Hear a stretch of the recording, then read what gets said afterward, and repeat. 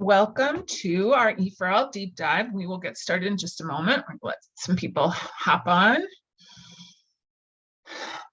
Where are you all calling in from? You could type in the chat. You can unmute yourself. We just like to know who's on the call. Hello. Hello, Zuleika. Where are you from? I'm from Holyoke. Holyoke, welcome. We have a Worcester in the house.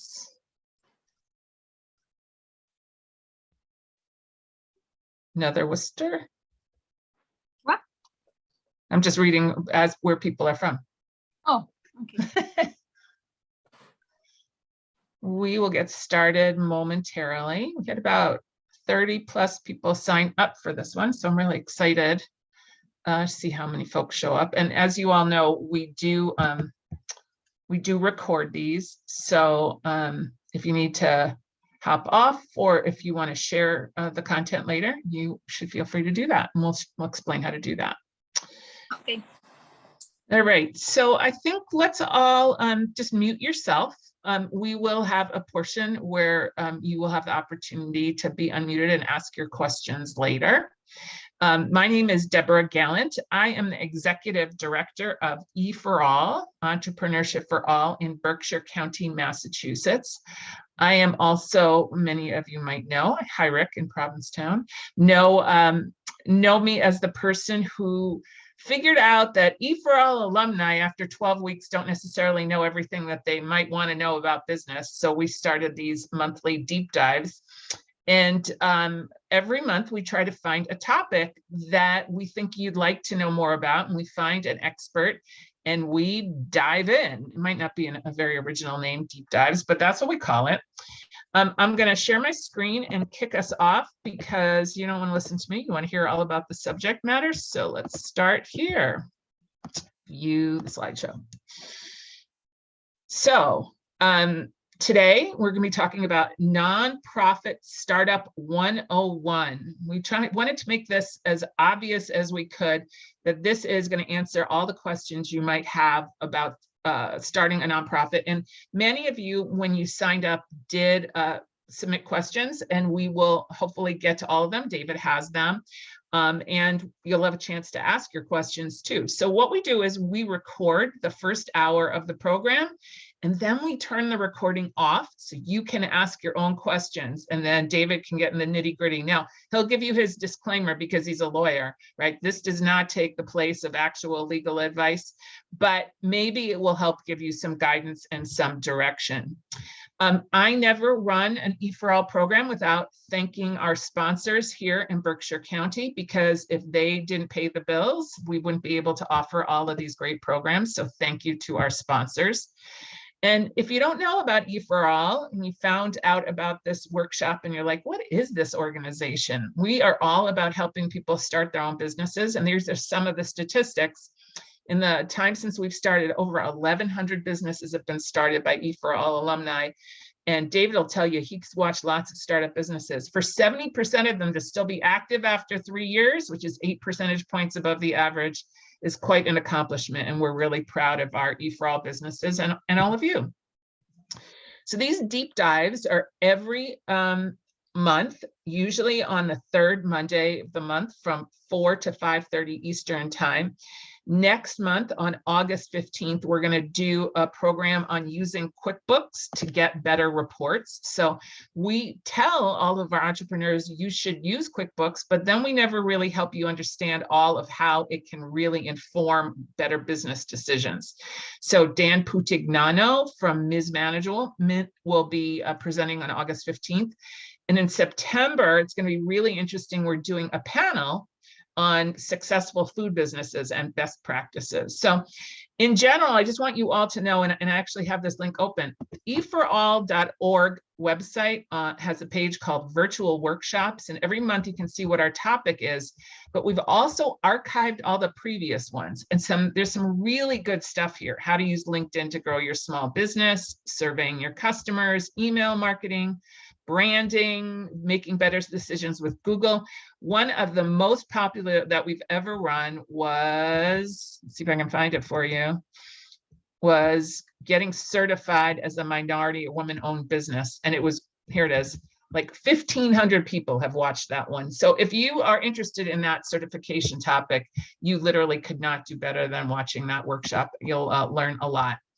So again, today's topic is about starting your own nonprofit and what are the pros, the cons, the nuances of it.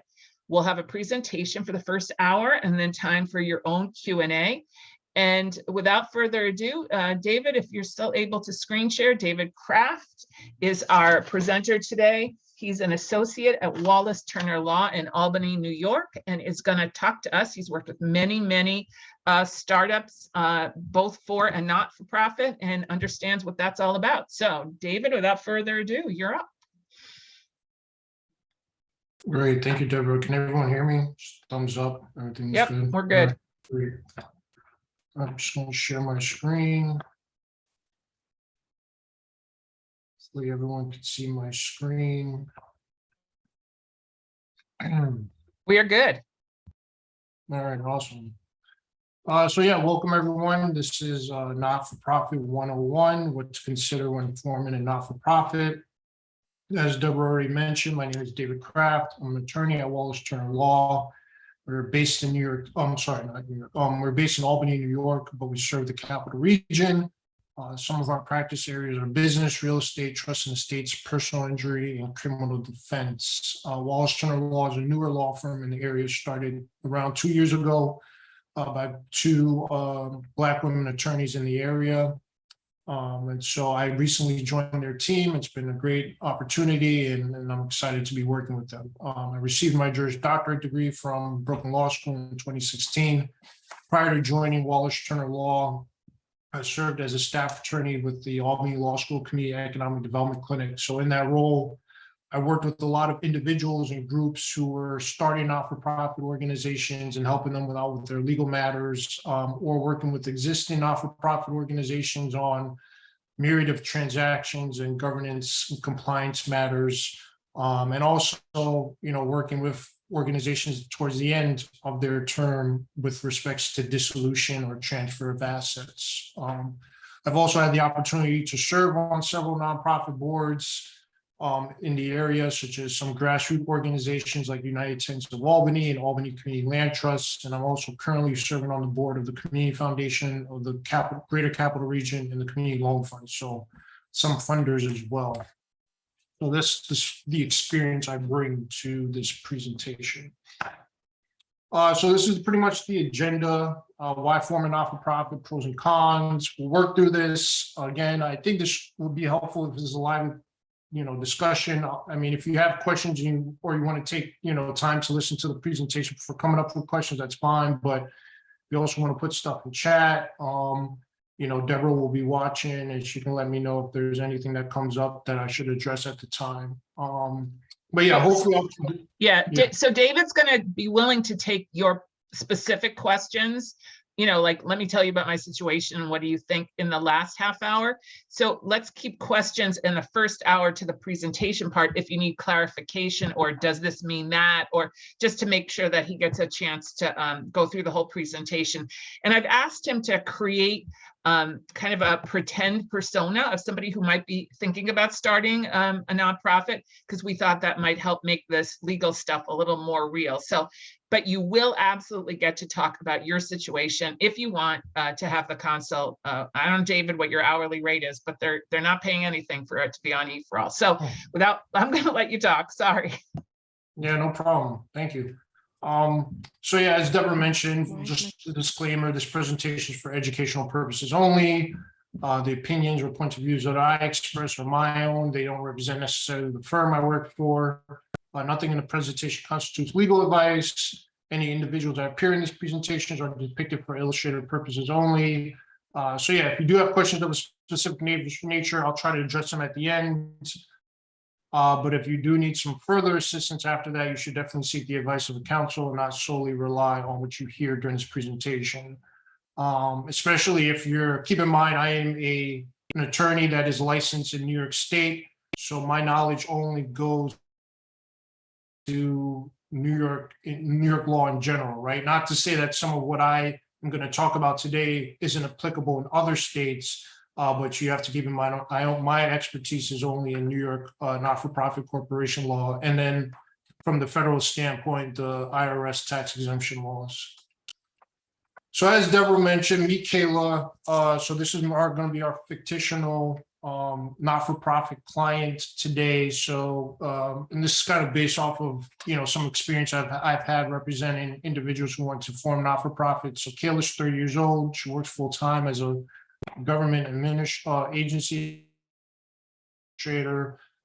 She's a mother, and so she's had an experience being a teenage mother, trying to kind of navigate, what it will take to have a child while in school and figuring out all the resources that are available. And I think during that experience, she learned kind of how some hurdles some hurdles that she had to encounter, that maybe there weren't some easy access points or readily available information. And so later on in her life, she's now, she's successful, she's taking care of her family, she's done well, but she realizes that maybe there are some other young women who were in a similar position like hers, who maybe didn't really understand how to navigate kind of the what's out there when it comes to resources for teenage women who are undergoing pregnancies, et cetera, right? So her thing is she wants to kind of share this information with as many young women who are going through similar circumstances as she did, and try to help them navigate what's out there, right? So a lot of times what happens is someone is passionate about something that that they see is missing in their community, whether it's a service, it's a resource, it's opportunity. And so they get really passionate, and they talk to their friends, and they talk to family members, and maybe they talk to some colleagues at work, and they say, hey, that sounds like a great idea. You should start a not-for-profit. And they're like, great, where do I get started, right? And so taking that into consideration, we're going to kind of like work, with Kayla to see like what are some of the, the decisions and factors she's going to have to work through as she's trying to figure out how to start her not-for-profit.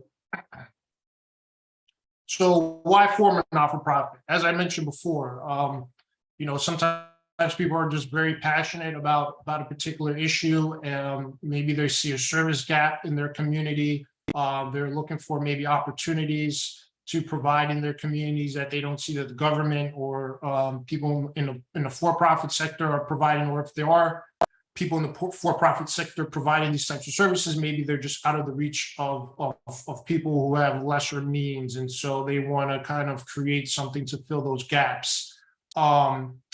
And so when talking with folks, they're thinking about it from a long-term standpoint, not just like a one-off occasional program, like a book bag drive or something like that. They want to do something that's actually long-term, sustainable in their community. So that might be another reason why they form a not-for-profit. And then there's also from the standpoint of creating like more of a formalized structure rather than kind of doing something in their individual capacity. Maybe they are interested in forming a structure that they can actually utilize to conduct their activities, to gather resources, to create programming, et cetera. But they're thinking about it from the standpoint of limiting their personal liability, right? So if maybe if it's in a sense of like Kayla, maybe she's concerned about, she wants to make sure that if she gives some information and maybe someone doesn't use it the right way or whatever, and there's some issues, she doesn't want her own personal liability, her own personal assets to be at risk, right? She's now done well for herself. She has a home, she has a car, she has, maybe, investments, but she wants to make sure like whatever type of activity she's engaging in to help out the teenage mothers that she's working with, whether it's through transportation to maybe, to medical visits or whatever it might be, that she doesn't put her personal self at full risk and liability. So she might look at forming a not-for-profit as a way to limit her liability and create some sort of shield against any sort of risk that could affect her personal assets and resources. So the pros of forming a not-for-profit, as I mentioned before, there's that formal structure of governance, right? So from a not-for-profit entity standpoint, you have an actual you have an actual entity, and depending on the state where you're in, maybe the laws provide that your not-for-profit has to have a board, a group of individuals that are making decisions, the main decisions on behalf of the not-for-profit. So with that, there comes certain governance types of documents, such as bylaws or something along those lines of how decisions are to be made, right? So there's a very formalized process in place, so there doesn't have to be too much guesswork involved. You can kind of, if you understand the laws or whatever it might be, you can follow those rules in terms of how to start up, organize, and manage your not-for-profit. The other pro of forming a not-for-profit, and generally this is why a lot of people seek to pursue not-for-profit formation, is because of the access to the public and private grants that exist out there, right? So a lot of times people will tell you, like, yeah, you should form a not-for-profit because there's some grants out there for you, and you'll get some private donations, and companies might donate to you, which is very true. That is true. You do have access to these opportunities, but there's a caveat with that, and we'll get into that in a second. If you're interested in ensuring, sometimes people want to make sure, like, whatever resources they have are permanently devoted to whatever it is, the public benefit that they're trying to provide, right? So you could think about this from a standpoint of, like, someone who maybe they own acres of land, and they want to make sure that the acres of land are devoted to some sort of charitable purpose, like providing camp opportunities for low-income and at-risk youth, right? So one way to ensure that that land is always utilized for such purposes is to transfer the land into a not-for-profit that's devoted for such purposes, right? Or sometimes people use a charitable trust, but a not-for-profit organization, once it owns that land, under the law, generally has to devote the utilizers of its resources for such purposes. And so that is sometimes another reason why people might look at the not-for-profit model as another pro for utilizing it. David, if I asked you to go back to our Kayla example, how would each of these relate to her? Because ensuring resources are permanently devoted to public benefit isn't really what she's about, is it? I don't think, right? Because it's really her time to help people. The access to grants definitely is, right? Yeah, so right. Yeah, great point. Yeah, so from Kayla's perspective, right, the resources, maybe that's something that she might not, right, exactly. That might not be a high priority because of exactly your point. Maybe it's her time and things of that nature. So she might not want to be able to devote that permanently, but at some point, maybe develop an organization that has the ability to devote such resources. But yeah, from Kayla's standpoint, she'll be looking at the access to private grants, corporate donations, volunteering services is definitely a pro as to what she'll want to pursue for the purposes of forming a not-for-profit. The formal structure of governance, again, she's just starting out. She just has this idea. Maybe the concept of having a board might be something that she's iffy about. She might say, yeah, it sounds good to have people who help me out, but I'm also just trying to maybe just focus on the work and the activities. I really just want to give my time and give the resources and not worry too much about meetings and bylaws and things. So that might be something that she might not be too fond of. And then the limited tax burdens, that is a benefit that she'll also look for. She's like, yeah, great. If I don't have to pay too much taxes on money that I'm fundraising, et cetera, and I can put more money towards the activities, then that could be another reason why she'll want to utilize a not-for-profit entity for her activities. Yeah, it's funny, when you say the formal structure, it is as much a con as it is a pro for an early stage business, because, which I love that you have on this next slide, because that feels very daunting to have that formal structure and to put that board together. Yeah, exactly. And so with that formal structure, thinking about a board, you have to ask yourself, okay, well, who do I know that can serve on such a board? And you have to think about what talents you would need and how to manage the personalities. And then also there's also the question of, well, how much control you give up control as a result, right? Because if you have a board, they're going to be the ones that make the decisions, the main decisions about the organization. Granted, Kayla could still run her day-to-day, but when it comes to the major decisions of the organization, such as, from maybe fundraising perspectives, et cetera, or what type of program that they're going to conduct, those types of things can fall on the board. And so you might lose some sort of control or oversight over what you were trying to do. Additionally, there's a lot of reporting requirements that come with having a not-for-profit organization. You're required to do an annual reporting to the Internal Revenue Service about your activities. Regardless of if you are a tax-exempt organization or not, you still actually have to report to the IRS every year about, how much money you're bringing in, what you're doing with the money.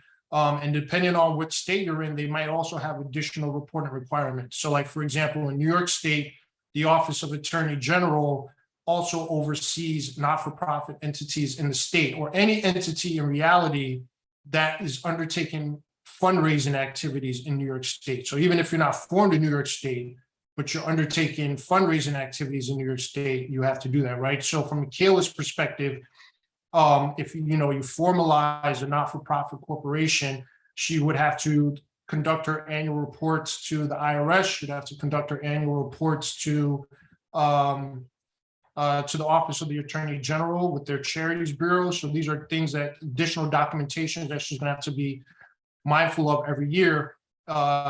And again, that's time that's being taken away from really what she wants to do, is focusing on providing the resources and the services to the young women she wants to serve. David, is the kinds of reports that are due things you can do yourself, or are they things that you have to pay an accountant or a bookkeeper or a lawyer to do? I guess I've never had to do a report. Yeah, great question. Early on, I would say if you're a very new organization, you're in your first 1 to 3 years, and let's say maybe you're not working with a lot of resources, you can do a lot of them on your own. So like, for example, every year with the IRS, not-for-profit organizations have to file what are known as Form 990s, is where you essentially report your income and activities. But if you're a new regardless of whether you're a new organization or an existing organization, if you're not making any, if you're not bringing in more than, I think it's $50,000 a year in revenue for your organization, then there's a form, what they call a 990N or a 990EZ. And so those types of forms are very short, condensed. They can be done online. They don't ask too much about actual, like, your accounting or financial statements or anything like that. They just ask you to confirm they ask you to answer a few questions, confirming that your activities are still in compliance with IRS law, that there hasn't been any major changes, et cetera, right? So for those types of organizations, a lot of times people, the founders or the board, just do those themselves. But when you do get into the organizations where you're bringing in maybe more than 300,000, or I would say, or even 250, if you're bringing in more than 250,000 in revenue a year, through grants and donations and other types of resources, that's when you'll probably want to utilize an accountant to help you with your IRS filings and other filings, and to work with lawyers. And you'll likely have to undertake some sort of audits on your financial statements, because with the IRS, they have a certain threshold that as you bring in over a certain amount, they might want you to obtain audited financial statements, or depending on the types of grants you utilize. Some grantors, generally as a part of the condition of you receiving the grant, they'll want you to provide audited statements, from a certified public accountant on a yearly basis sometimes. So those types of things can be costly, right? So as you get into those types of activities, you'll definitely want to build out your team and your structure for your organization. And then moving on to the third item, expected to do more with less. So again, as I mentioned earlier, a lot of times people will say, oh yeah, you have a great idea, you should form a not-for-profit. There are resources out there. But a lot of times, sometimes, unfortunately, nonprofits are put in a position where they are expected to do more with less. From the standpoint that some funders, some grantors, they might not necessarily want to pay for operational purposes, like operational expenses, like certain administrative expenses, et cetera, right? So they'll be happy to provide you money for programming. So they're like, yeah, if you want to, for example, in Kayla's perspective, maybe if she's like, yeah, I want to put together, maybe it's a manual of resources, or maybe I want to put together an 8-week course or something of that nature, a course that she can, provide to the young mothers that she's working with over the time. Yeah, there'll be people, there'll be funders out there that maybe will give money for those types of programming. But when it comes to other types of things like website, like let's say she wants to create a website, or let's say, like I mentioned before, maybe it is when it comes to the accounting and the bookkeeping stuff. Maybe she does need help with someone just kind of keeping the bookkeeping records, et cetera. Putting together letters or correspondences on behalf of what she's doing. Those types of activities with grantors. Some funders, they might not necessarily be willing to fund those types of activities. So as a not-for-profit startup, you kind of have to think about some creative ways to bring in additional revenue. And that's kind of a lot of times where people will try to do fundraising activities to bring in that more of that discretionary spending that they can use towards the operational, or I should say more maybe of like the administrative side of things when it comes to operating their not-for-profit. So David, if I was going to summarize what you're just saying, if you're starting a non-for-profit, you need to go into it with open eyes that everything you do can be scrutinized and will be scrutinized by people, because you're asking for contributors. So whatever activities you're doing, you better be ready to be under a microscope and handle it scrupulously from day one. A privately held company, no one's checking to see whether, you took an extra $50 out of the register yesterday. Not that I'm encouraging anybody to do that in their own business, but you have to account for everything if it's a not-for-profit.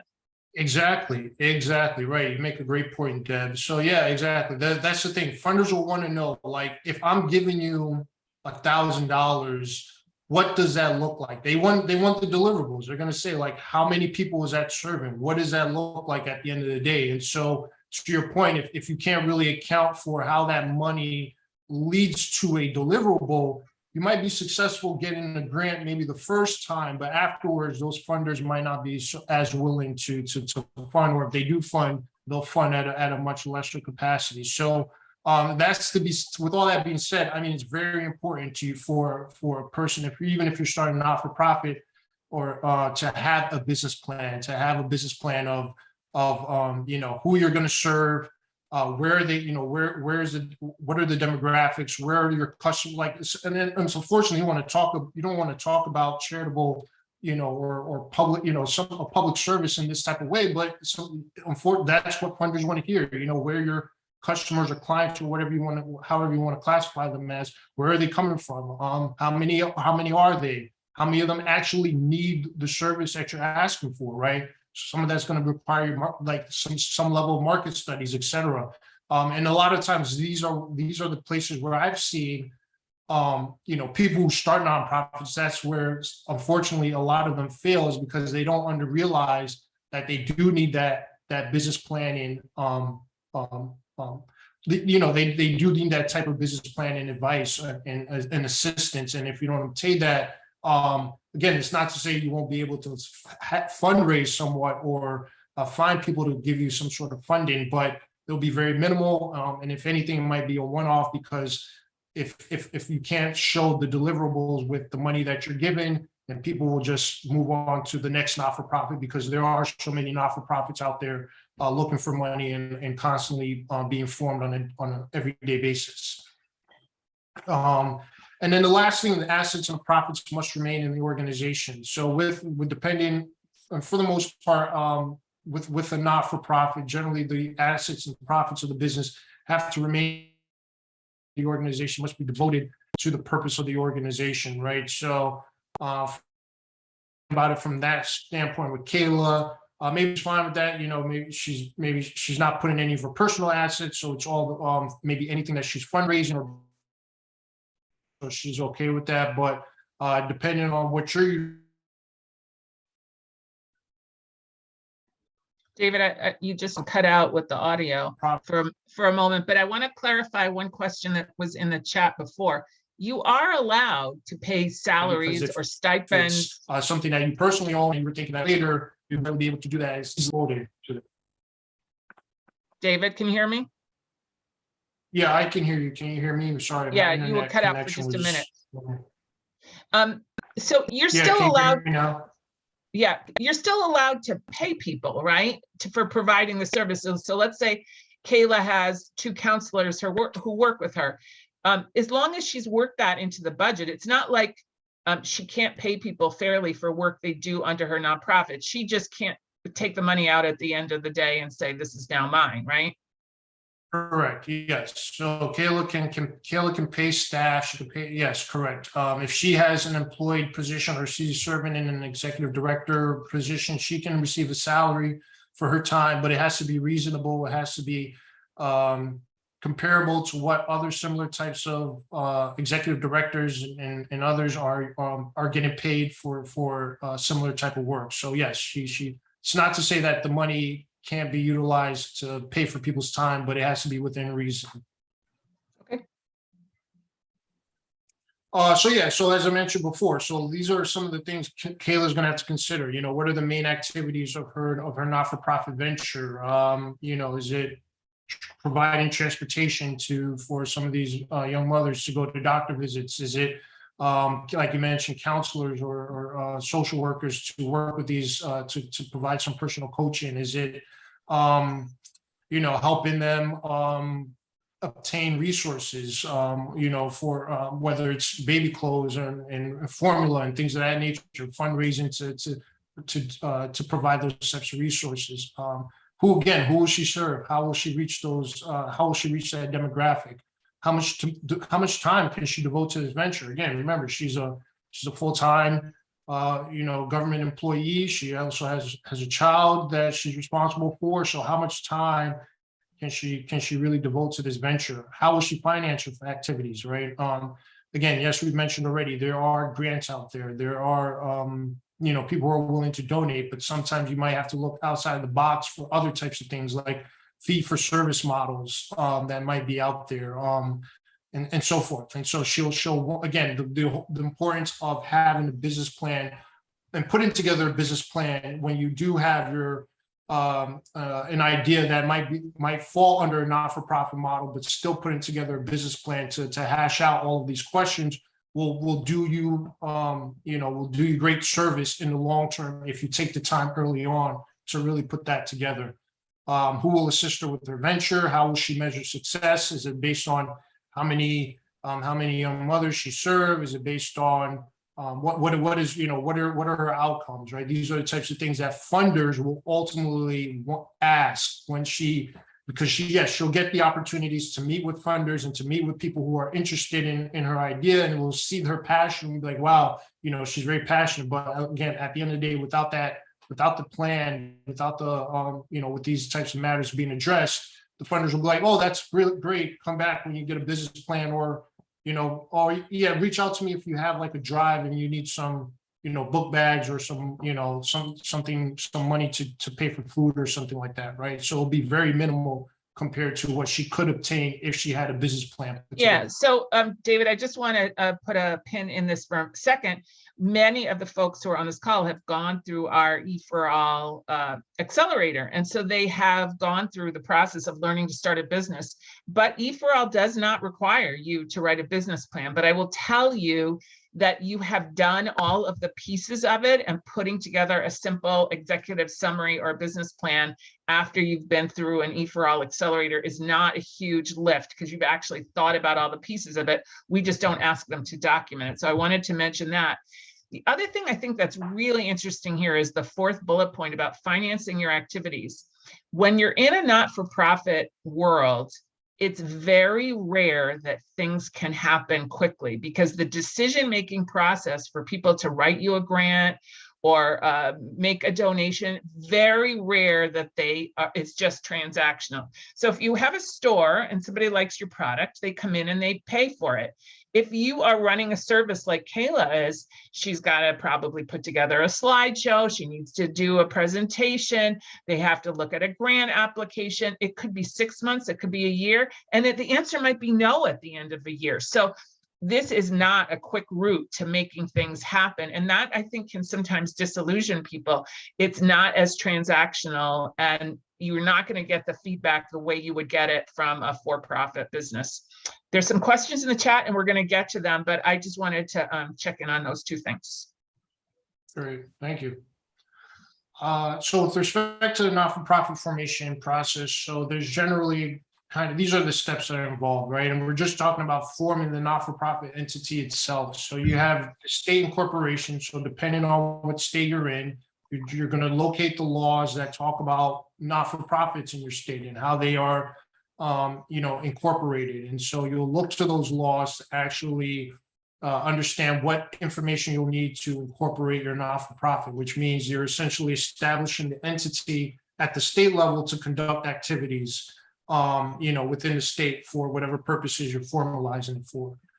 Depending on what state you're in and depending on what type of activities you're engaging in, there's maybe certain agency approvals that you'll need to obtain. So in Kayla's example, I don't know necessarily what types of agency approvals she might need to obtain. If all she's doing is again, providing some services, providing some resources, I should say, there's not anything, she's not providing any actual medical, she's not providing any medical assistance per se, if she's not really engaging in such activities, but depending upon, she might, who knows, there might be some agency approvals that she might need to obtain, like with an agency that oversees children and family services or something along those lines. But these are things that she would have to check in advance if she wanted to, really formalize a not-for-profit for such purposes. But again, in her standpoint, she might not necessarily need it. But for others, like if you're running a daycare facility or something along those lines, you might need agency approvals to do such. Once you understand the laws and know what agency approvals you'll need, you'll essentially file a certificate with the state agency that oversees entity formation. So like in New York, it's the Secretary of State. There's filing fees associated with that. By filing the certificate, once the state agency accepts it, that ultimately means you have you have your not-for-profit entity. Now, again, depending on the state you're in, your state might require, if you have a not-for-profit entity, you have to have a board. And so you have to confirm with your state incorporation regarding like the minimum number of board of directors you need to have, age requirements, et cetera.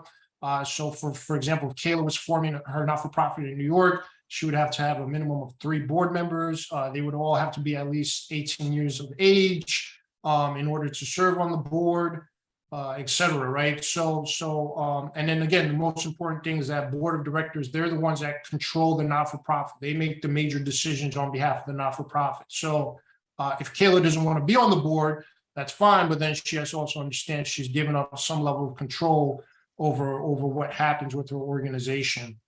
And then there's important considerations to take into mind when bringing on people when you're recruiting people, I should say, for your board.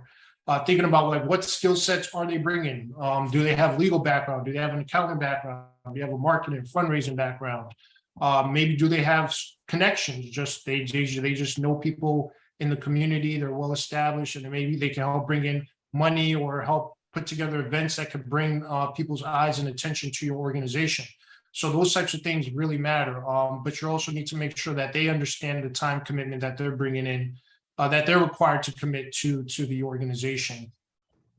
And then, as I mentioned before, with not-for-profits, generally, like, since there is this formal structure, there is how do you make decisions? How does a not-for-profit make decisions? And generally, it's through their bylaws or their governance documents that establishes the processes for how they make decisions. So for the most part in New York, like in New York State, I should say, the not-for-profits make decisions through their boards. Boards, in order for them to make decisions, they have to have meetings. There has to be minutes held, recorded for those meetings. There has to be a specific type of a minimum number of board members present for the meeting to even take place, right? And so these are the types of decisions these are the types of decisions and processes that will be laid out in the bylaws and governance documents.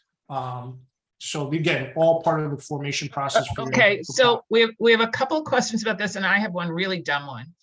I don't see anything that says 501c3, which is what I think of when I think of a not-for-profit, but that's actually a federal tax form. Is that right?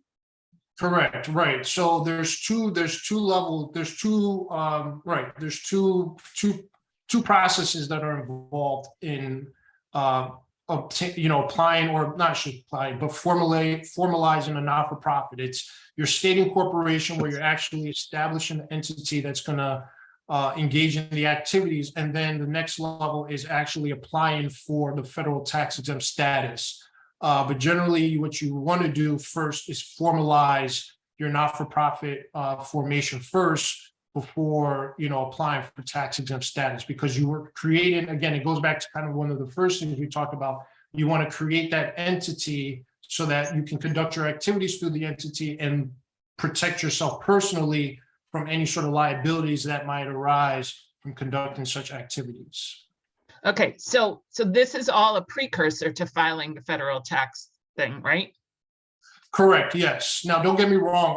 Have there been people out there who have obtained tax exempt status without creating a not-for-profit? Yes, there are some people who have done it through an unincorporated organization, or they've done it as an unincorporated association. But again, like I mentioned before, the biggest thing with that is that even though you might have obtained a tax exempt status, you have now you haven't given yourself that liability protection that you would have obtained had you created some sort of entity to engage in those activities, whether it's a not-for-profit. Again, like I said, some states, maybe they don't require a not-for-profit. Maybe you could do it through an LLC. It all depends on your state incorporation laws, but you should form an entity to conduct your activities through. Okay, and are you going to talk about fiscal agents? Yes, get to that later on, yeah. Okay, so on this one, let me just one general question people had is, how do you decide who to invite to be on your first board of directors? How do you recruit that first board? Yeah, that's a great question. Let me see. Yeah, so I went into this actually in my next slide. So Perfect. yeah, friends and family members, be cautious of the number. A lot of times people do ask their friends and family members because they're the closest to them. They feel more comfortable doing that, and that's fine. Again, if you feel those friends and family members do possess some of the skill sets that you're looking for, like maybe you do have a friend or family member who's an attorney or an accountant, et cetera. But you have to be mindful of and cautious of the number of those friends and family members that you add onto the board to avoid conflicts of interest. If the majority of your board is made up of your cousins and people in your family, there's always, you run the risk of an appearance that your organization might engage in certain conflicted transactions, especially like in Kayla's position. Let's say if she does want to take a salary or she does want to get paid for a time, then the only people on our board are her family members, and they can say, well, is she maybe getting paid fairly, or is there an overuse or a misuse of the not-for-profit resources because her family members are the ones that are making the decision or approving everything, and how much scrutiny are they really giving her? But besides friends and family members, work colleagues, and professional networks like LinkedIn. I think I've utilized LinkedIn before when I needed to help a board recruit some members. And again, like, if you're talking about network, you're talking about people with skill set. If you are an accountant, if you are a lawyer, if you are whatever it might be, just going on to LinkedIn to find out, put the information out there. A lot of times there are professionals out there seeking to serve, and it's a great way to find potential board members. And then there are organizations out there that do provide matchmaking services for people seeking to serve on board. So like in New York, for example, they have the New York Council on Nonprofits, or NICON for short, and they do have a board matching service. I think it's called Board Strong or something along those lines, where they can help a person who's looking for board members or people who want to join boards, help provide that matchmaking service. Does a board member have to live in the state the nonprofit is formed in? No, so I should say it depends on the state, but from my understanding, no, they don't have to live in the state where the nonprofit is. Because again, the main thing is, are they able to participate in meetings? And so for the most part, nonprofit bylaws will generally allow for people to attend meetings remotely as long as they can hear each other and communicate. So yeah, if they don't live in the state, that's fine. Okay. I think there will be more questions about board members, but I want to give you a chance to do the rest of the presentation. So there you go. Sure. So yeah, next part is we talked about, so with respect to obtaining the tax exempt service status, I should say. So that's a process where you're looking to the Internal Revenue Service to provide you with recognition as a federally tax exempt organization. So one of the main things you'll want to do first is identify which section of the Internal Revenue Code most associates with your organization's purposes and activities. So for section 501c3, which is the one that most people seek because of the tax deductibility that comes with donations, generally those not-for-profits are engaging in either charitable, educational, scientific, religious, and some amateur athletic activities. Whereas with section 501c4, those are organizations that also receive tax exempt status. However, they don't have the tax deductibility benefit of a 501c3. These types of organizations are civic leagues or organizations operate exclusively for social welfare.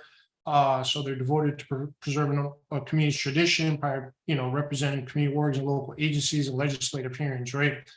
So I would say, like, for example, with someone like Kayla, she might look at this, she could say, okay, well, I'm providing some educational activities because I'm educating the youth on resources and things that they should be thinking about or undertaking, through their teenage pregnancy. I'm providing resources, so that could be charitable in nature, right? So in this case, she could say, if she wanted to, that she would qualify under section 501c3 of the Internal Revenue Code for that tax exempt status. So things to consider when submitting an application to the IRS, are you able to complete an expedited versus a full form 1023? So for someone like Kayla, who's just starting out, she doesn't really have any resources. She's maybe putting in a few $100s from her savings to start up the organization. She would probably qualify for an expedited 1023 form, which is it's a shorter form. It can be completed online. She could do it herself for the most part. Ideally, she should have someone who's filled out these forms before do it, but she could do it herself if she wanted to. Generally, the filing fee for this is $275. As of right now, the IRS charges $275. Whereas with the full 1023 form, if you may be coming in, if Kayla, let's say, was coming in with like $50,000 or so to put towards the organization, she would be required to do a full 1023 form. In that case, that's a form that you could do online, but it's several pages of information and financial statements that you have to provide, or projected financial statements, I should say, you have to provide, and it costs $600, right? So the application fees. And then the timeline as well for the IRS to make a decision on your application. Depending on the timeline, it could be anywhere from, I've seen applications, especially for the expedited ones, I've seen decisions come back in a few weeks to a month to a year. And so if that's something that you're waiting on to conduct your fundraising activities, that's definitely going to be a big consideration to take. That's going to be a big factor to take into consideration, is the timeline it will take to actually receive the recognition or the response from the IRS about your application for recognition as a federal tax exempt organization. So if you are lucky enough to obtain recognition as a federal tax exempt organization, there is the compliance matter, and these are things people have to should consider before they decide whether or not they want to move forward with forming a not-for-profit entity and applying for tax exempt status. So as I mentioned before, like with someone like Kayla, let's say she's in New York, there's an annual reporting requirements at the state and federal level that she'll have to do on an annual basis. And if you, for example, with the IRS, if you don't file for 3 straight years your Form 990 returns, you can lose your tax exempt status. It could be revoked, and then you would have to reapply again. So not, being mindful of that on a year-to-year basis, maintaining accurate books and records just in case if you're ever audited. And again, as I mentioned before, if let's say Kayla does apply for a certain grant, maybe it's through a state agency, like a health department or something. Sometimes these agencies will want grantees to maintain financial statements and obtain audits of those financial statements, which could be very costly. So again, another factor that Kayla might want to consider as she's deciding whether or not she wants to undertake a not-for-profit formation. Again, you have to ensure objectivity through the use of conflict of interest and whistleblower policies. And so, as I mentioned before, if she is going to have, regardless of if she has family or friends on her board or not, you have to always make sure that decisions are being made objectively, that there's a process taking place with respect to how votes are occurring, that meeting minutes are being maintained. So again, these are all things that Kayla and whoever she has on her board will be responsible for, but ultimately the responsibility will fall on Kayla, right? Because again, the board is a volunteer.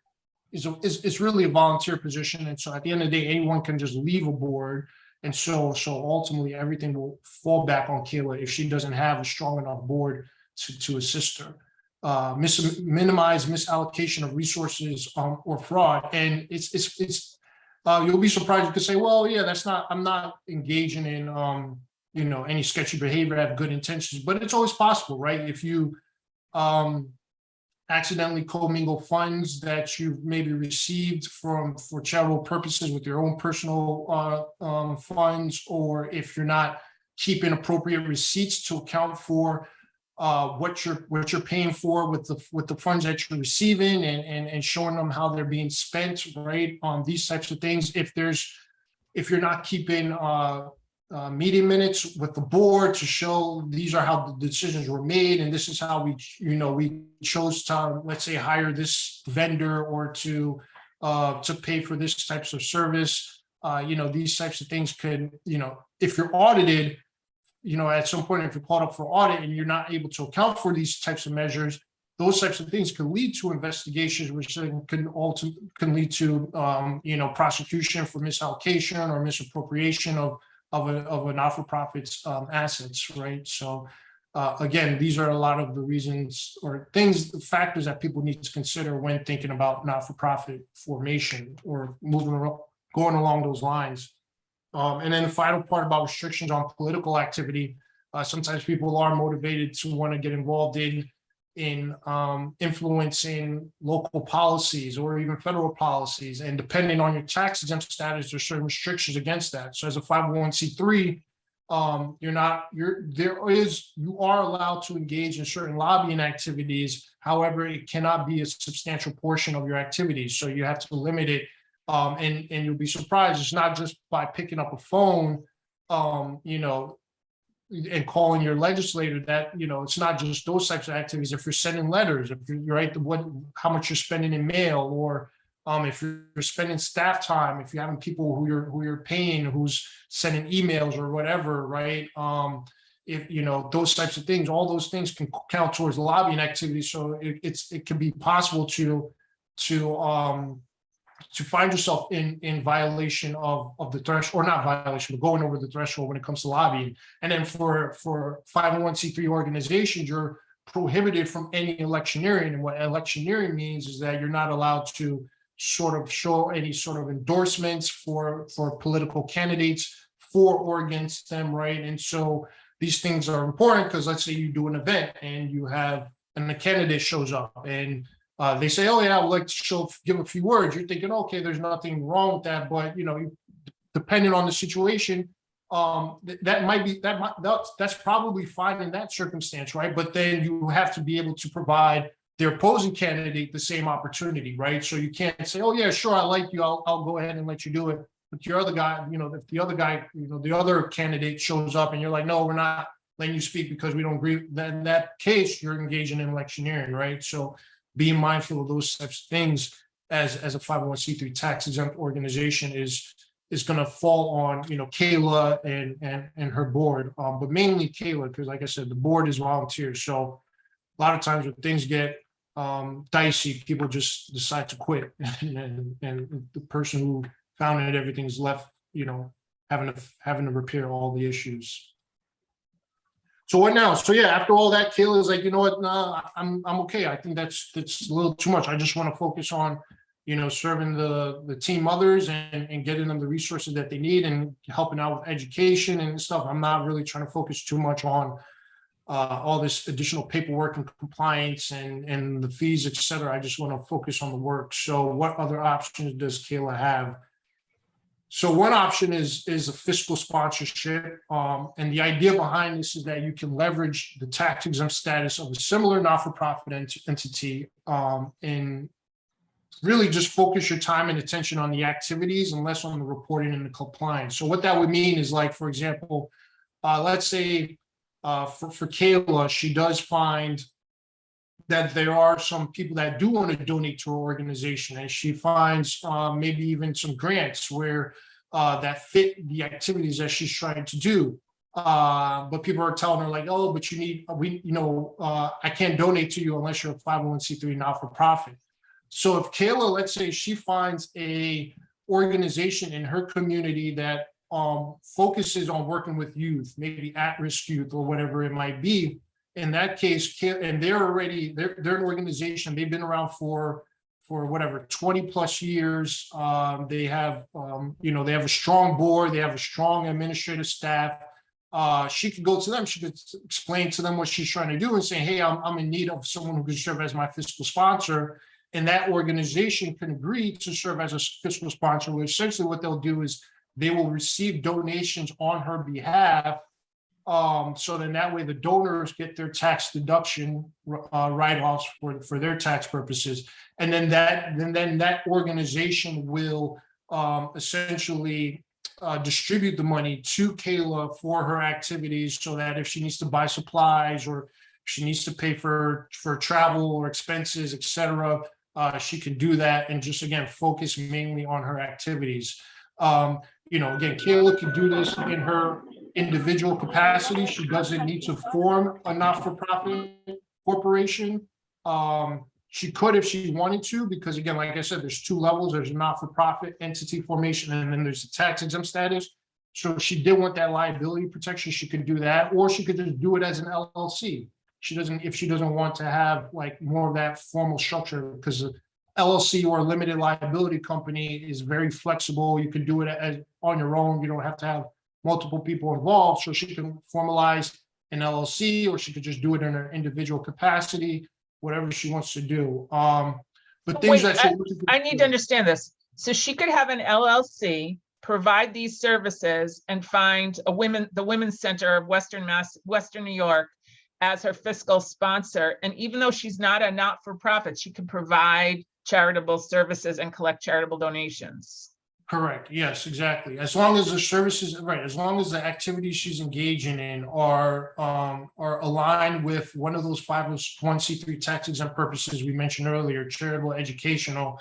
Yeah, she can do it through an LLC. She could do it through her individual capacity, or she wants to form a not-for-profit. She can do it through that as well. But she doesn't necessarily need to do that. And ultimately, sorry, David, one more thing about this. This is way a lot of people get started, right? Is finding out if they can make a go of this without filing all the paperwork and getting their own IRS designation as sort of a trial run, and make sure that it's sort of viable before they invest in that. So it doesn't have to be all or nothing. It could be a relationship that you form with the fiscal agent until you make a decision, or you come to some inflection point where you're big enough, or maybe your interests diverge from the fiscal agent, or you're ready to quit your job and go work on it full time, something like that. Am I right? Exactly. Okay. Yeah, you make a great point, right? People, a lot of times, and this is the strategy that sometimes I advise people when they're first starting out and they still don't know really the viability of what they're trying to do. A lot of times I do mention the concept of fiscal sponsorship and just utilizing an existing agency's tax exempt status and just focusing on the activities so that they can really determine, like, yes, this is something that will work, or it won't work, or maybe it's not strong enough for it to stand on its own. So maybe it needs to become more of like a program of an existing not-for-profit. So absolutely. And So some factors to consider, though, when it comes to engaging in fiscal sponsorship, because I would say you just don't want to do this with any organization. As I mentioned before, you want to see, does this organization have experience with being a fiscal sponsor for other types of entities? And you can ask them, and they'll let you know. Or if they don't, if they've never done it before, but if they have strong record keeping and reporting procedures, then that's the most important thing. So if they can keep records of what money's coming in for you and how it's being spent, and reporting those to the necessary agencies, that's all that matters. Because at the end of the day, that fiscal sponsor is really going to actually be reporting your financial activities pertaining to those funds on their tax returns, on their Form 990s, and if they have any state reporting requirements, they're going to take those responsibilities. So here's a really dumb question. Do they charge me to be my fiscal agent? So yeah, it depends. You don't have to charge, but some agencies, some organizations, they might say, well, that's going to take up staff time, et cetera. So they'll say, oh, we'll collect 15% of whatever you collect. And sometimes, depending on, you can say like, okay, if it's anything over this amount, right? So if I only collect $500, you don't charge me. But if I collect, $15,000 or $20,000, over a year period or something, you can take off a percentage of that to cover your expenses. But it all depends. Again, there are some organizations out there that they don't charge at all. They're like, no, it's fine. We'll help you out. But they won't do it for them, in perpetuity. They might tell you like, yeah, well, we can help you out for like a year or a specific time frame, and just focus on your activities. So it all depends on which organizations you engage with. Fantastic. Great clarity. Thank you. Yeah. And then the last strategy, or the other strategy, I should say, is developing a program, right? So rather than even looking for a fiscal sponsor, what you can do is just focus on developing a program. So like in Kayla's case, let's say she just develops an educational program that has, educational materials and, one-on-one coaching or whatever it might be, counseling, and other types of resources. And then she can ultimately license that to existing not-for-profits out there that, focus on exactly what it is that she's trying to do, right? And so that is something that some people do, right? They'll create. I'm familiar with an organization here in our area that does some mentorship for youth and at-risk youth, and they contract essentially with Planned Parenthood in the area to provide some